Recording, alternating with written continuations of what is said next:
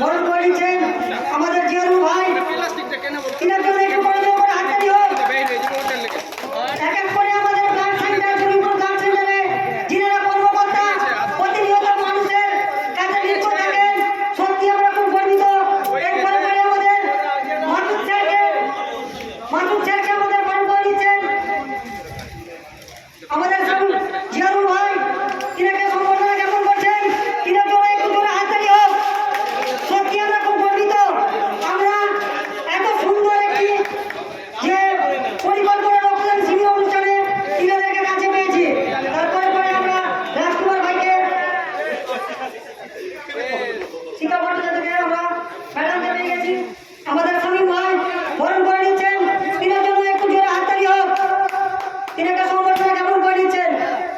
আজকে আমরা ইনাদের জন্যই, তাই সকল ভাইকে বলবো আপনারা স্বেচ্ছায় রক্তদান শিবির অনুষ্ঠানে রক্তদান করুন।